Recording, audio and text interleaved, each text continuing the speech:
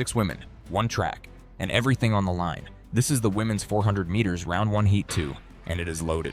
Look at that starting line. Keely Hodgkinson, Great Britain's golden girl, locked in and ready to fly. But she is not alone out here. Finland, Hungary, Norway, Switzerland, the whole of Europe has shown up with something to prove. 400 meters, 1 lap. No hiding, no shortcuts, just pure athletic will from the gun to the line. The tension in this stadium is real. You can see it in every face, every breath, every coiled muscle in those blocks. Who advances? Who goes home? The answer is seconds away.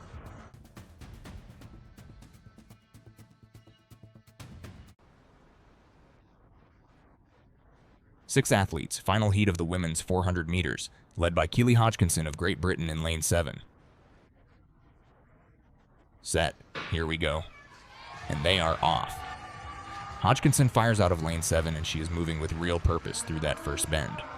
Right is right with her in lane 6, Ertsgaard pushing hard from lane 4. The field is spreading early and Hodgkinson is already in control.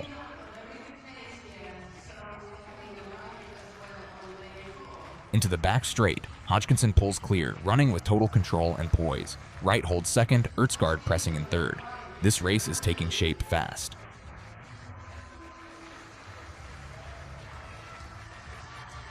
Around the final bend, Hodgkinson composed, right battling hard, Ertsgaard chasing every 10th. Into the final straight, Hodgkinson drives hard and she is not fading. Right fights for second, Ertsgaard clawing for that automatic spot.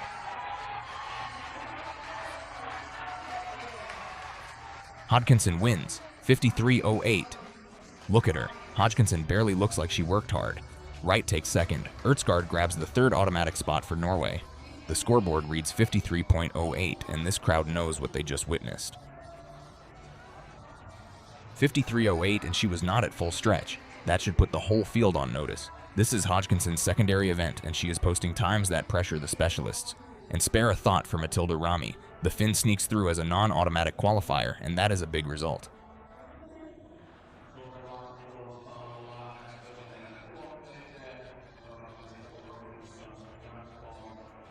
Here it is in slow motion.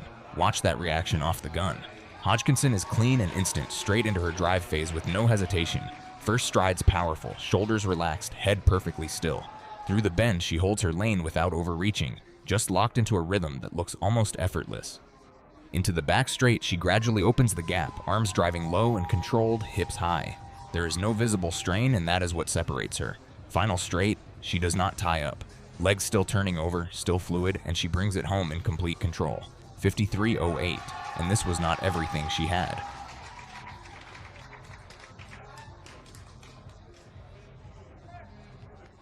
Hodgkinson ran 53.08 in a heat she didn't need to win by 4/10.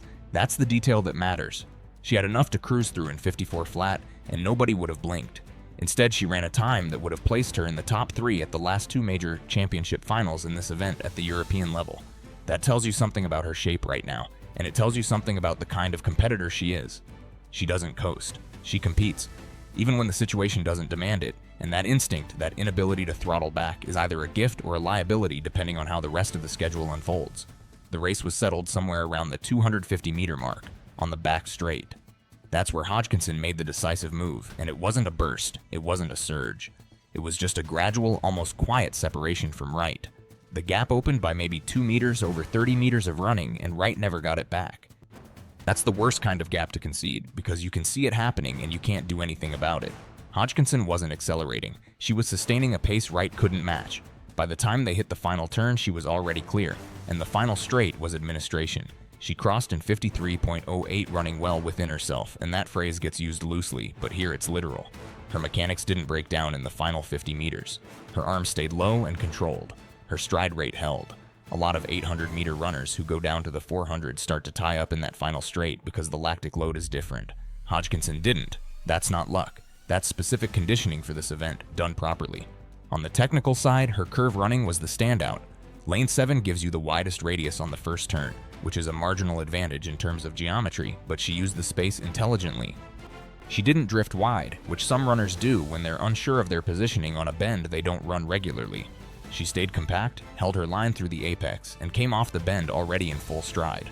The transition from curve to straight is where 400-meter races are often decided at this level, not in terms of position, but in terms of energy cost. Running the bend poorly burns extra glycogen you need for the final 80 meters. Hodgkinson's bend was efficient. You could see it in the way she hit the back straight, already relaxed, already settled, while the runners behind her were still adjusting. Tiana Wright in lane 6 had a tighter first turn, and ran it cleanly too, so this isn't a lane draw story. Wright ran 53.72, which is a strong heat time by any standard.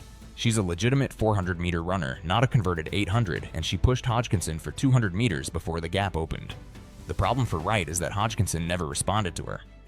She didn't glance across. She didn't adjust her rhythm. She just kept running her own race. When the person ahead of you doesn't even acknowledge the pressure, that's a difficult psychological moment to absorb in the middle of a race. Wright ran hard to the line, and 53.72 is a time she can work with going into the semifinals. She qualified, but the margin told its own story.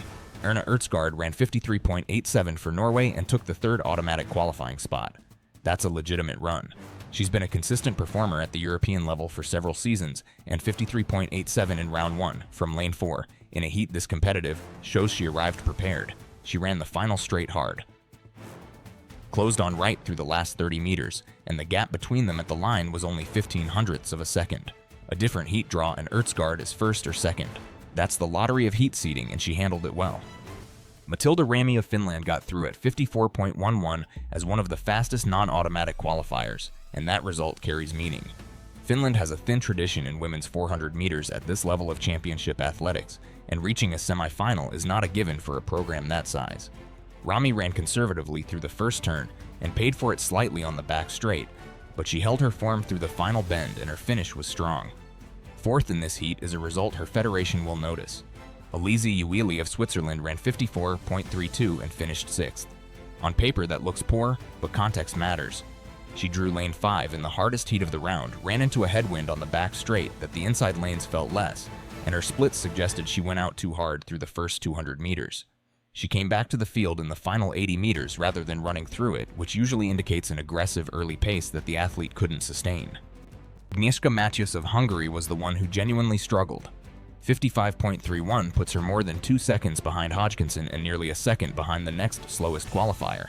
That gap is too wide to attribute to a bad day alone. Whether she's carrying fitness issues or this simply isn't her level right now is hard to say from one race, but the margin was significant. The 53.08 deserves proper context. Hodgkinson's personal best over 400 meters sits at 52.87, run in 2024. So this heat came in at a second outside her best in round 1 of a championship in her secondary event, at a point in the season when she's managing preparation across multiple disciplines. For reference, the European Championship record in the women's 400 meters is 49.05, set by Marita Koch at the 1982 Europeans in Athens.